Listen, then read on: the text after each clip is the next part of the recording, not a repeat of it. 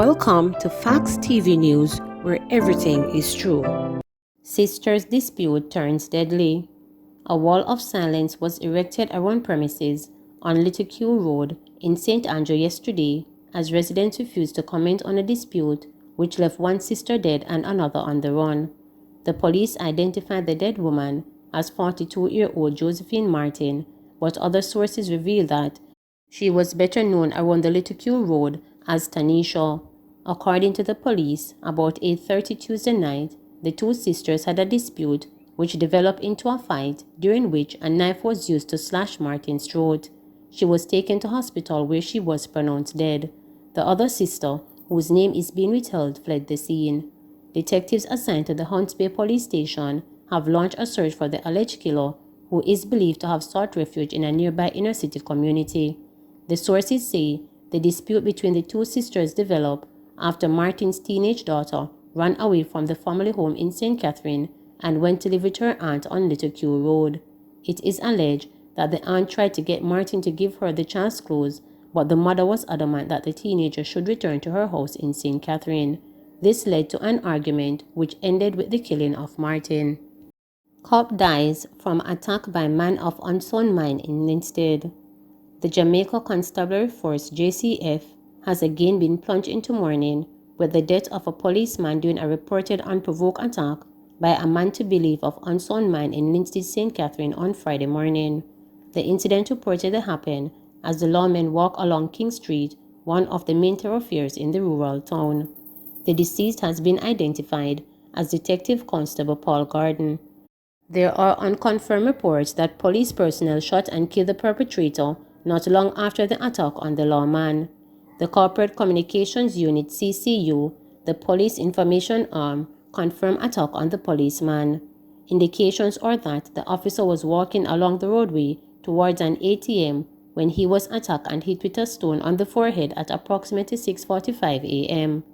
The lawman fell on the ground, bleeding and unconscious, and was quickly assisted by police personnel who arrived on the scene but succumbed to his injuries while being treated at the Linstead Hospital. New classroom block for Black River High. A contract valued at $141.5 million has been awarded to Morris Hill Limited to construct a classroom block at Black River High School in St. Elizabeth. Minister of Education Favour Williams indicated that Cabinet has approved the award for the project, which represents Phase 2 of expansions at the institution. Speaking at Wednesday's post-Cabinet digital media briefing, Williams also advised that Cabinet approved the award of a contract valued at $107.17 million to Cheetah Toys and More, LLC, to supply and distribute Grade 6 Language Arts and Science workbook to be provided to students under the primary textbook program for the 2021-2022 academic year. Additionally, she said Book Zone Limited has been awarded $110.5 million contract to supply and distribute maths workbook for grades 5 and 6 students at primary schools this year under the program. On another matter, Williams indicated that Cabinet approved the award of a contract valued at $61.9 million to Derrick A. Gibson Limited to supply and deliver 100mm, 200mm, and 300mm pipes and fittings for the Whitehall water supply in St. Thomas. Brownberg calls for independent financial audit of all Ministry of Education institutions. Opposition spokesperson on education and training, Dr. Angela Brownberg, is calling for an independent financial audit of all institutions that are managed by the Ministry of Education. According to Brownberg, the independent financial audit would provide a better understanding of what happened at these institutions, claiming that there have been several irregularities discovered at the ministry in recent years. I want to call on a real independent investigation financial audit of all the institutions that falls under the Ministry of Education.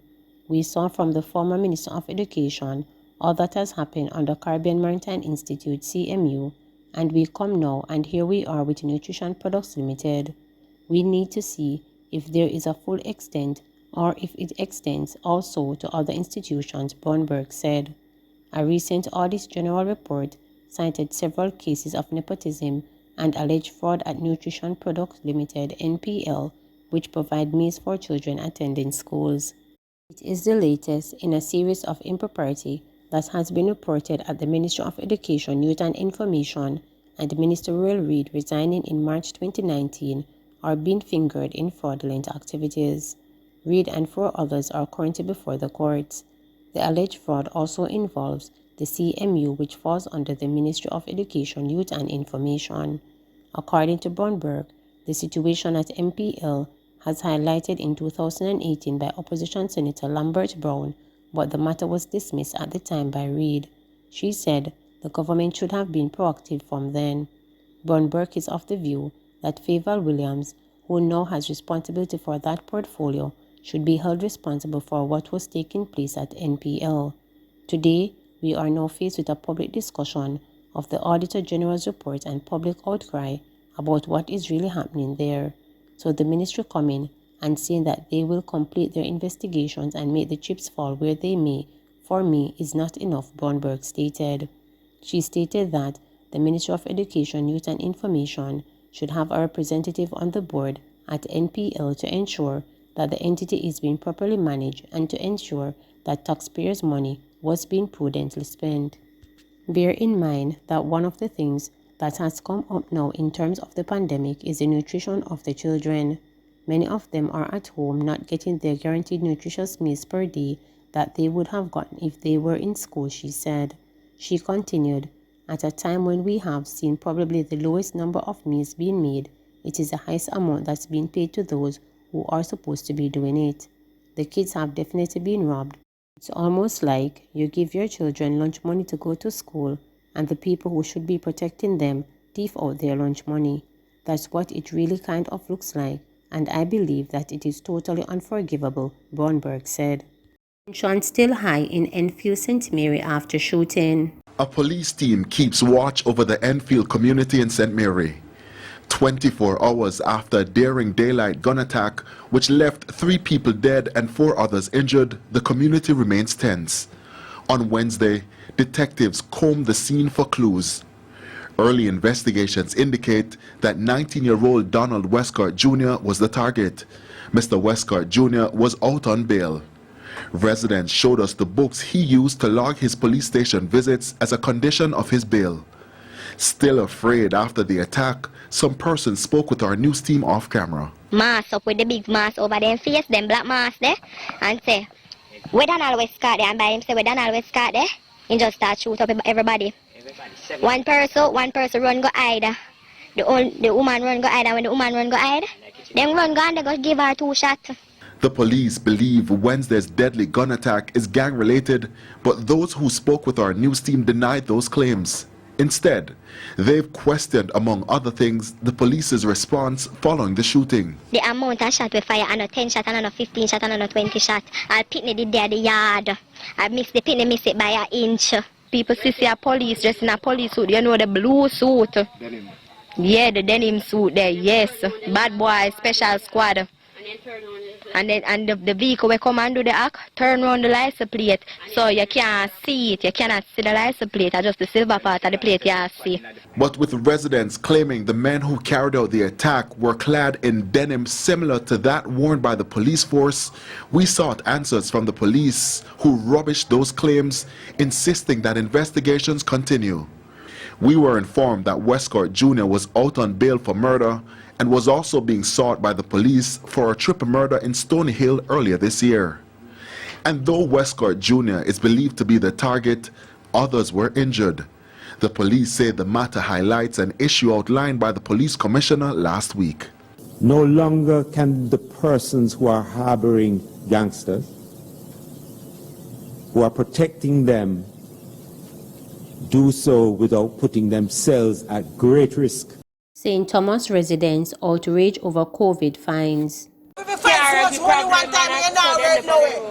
Frustrated St. Thomas residents direct their anger at the authorities over the large fines being handed out to people who breach the COVID-19 protocols outlined under the Disaster Risk Management Act. Close to 60 residents were hauled before the St. Thomas Parish Court this week. Combined, the fines total over $8 million for COVID-19 safety breaches.